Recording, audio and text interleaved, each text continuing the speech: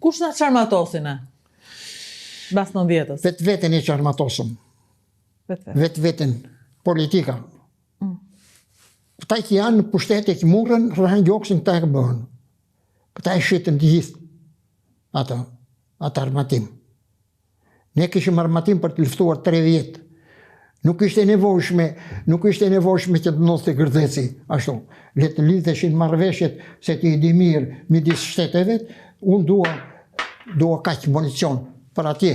E dua këto, po e dua nga ki.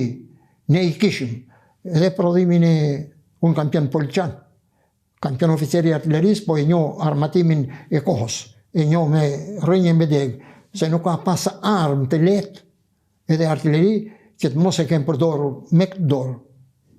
E njoh mirë.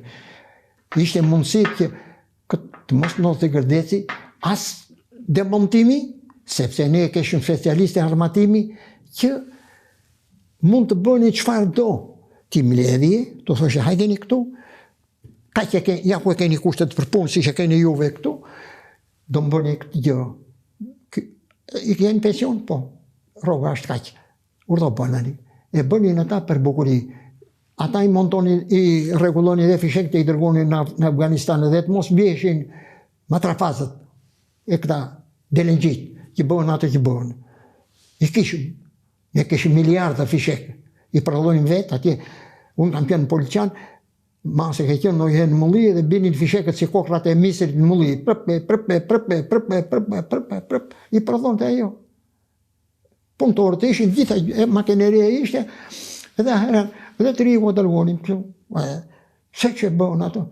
Kishim këtë gjë. Së ku shyte, së ku ashtu. Unë di vendarin e Ministrisë Mbrojtjes që ka qenë 66 miliardë dollar të asaj kohë, pasuria ushtarake. Që bë?